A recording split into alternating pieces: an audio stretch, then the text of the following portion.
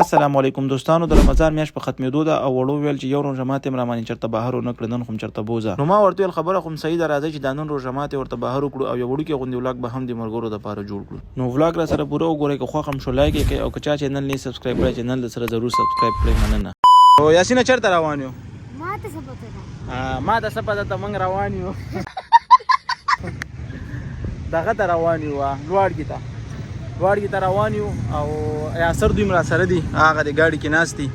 ملګرو دعا مو کړه، خپل سفر هم شروع په کمنټ کې ولیکئ چې دا کوم ځای ده، که چا څه کو نو هغه به په انعام کې هېڅ شی هم نه ورکوو. تقریبا نیمه ګنټه مزل مو وکړو او کارخانو ته راورسېدو. دلته ډېر زیات رش و. موږ ویل چې ډوډۍ به ورته راوالو مخکې او یا میلاو شي یا نه. ډوډۍ چې مې راغوسته نو لارچپور روش والا ته پام شو. دا روش چا نه خوړلی نو یو ځل ضرور ټرای کړئ، ډېر زبردست روش او که چا خوړلی نو کمنټ کې ولیکئ چې څنګه دی، ځکه چې موږ خپل هم کله دا نه دی خوړلی. Wait a minute.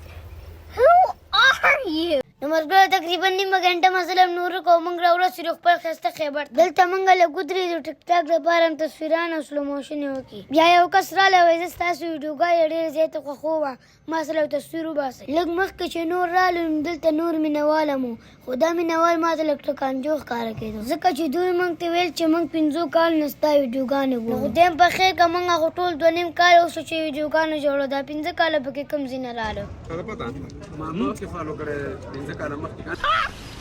मस्त जोक मारा خو زه خیر ملګرو ګپې لګول. خو تاسو دا ځای وګورئ، څومره ښایسته شنه شنه غرونه او دا صفا روډ او بیا دې غرونو په منځ کې زما غوندې یو ښایسته ګل.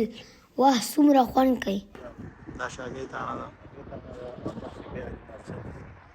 او غارو ګوال ته دي دا روان مسجد او دا ګوره هغه بې خبر دی دغه د غرونو پناه ده. موږ ته ډېر راجګ شو شاید باندې تقریبا 20 منټه مزل نه پس غار اوبه راورسېدو او ډېر ښایسته ځای دی. تاسو را سره دا ویډیو پوره وګورئ. بختور تر بختور ومسورسي کلیوال د پیغمبر ومسورسي کلیوال د پیغمبر ومسورسي بختور تر بختور. ها یاسینه خلکو ته څه وایي چې راشي چکر جماعت یې دلته راشي چکر لا. بالکل. نو ملګرو ځان شو ټولو روژه ماته که ډېر زیات خوند یې وکړو. تاسو هم یو ځل ضرور لاړ شئ او خوند ترې واخلئ. څومره ښکلی رمضان دی، څومره ښکلي خوندونه نازل کړي ذوالجلال پکې ډېر دي رحمتونه. کمنټ کې ولیکئ چې زما اواز څنګه دی. ملګرو دا زموږ یو وړوکی ولاګ و، خوښ شوی وي نو لایک کړئ او که چا چینل نه سبسکرایب کړی چینل یې سره سبسکرایب کړئ. ډېره ډېره مننه. والسلام.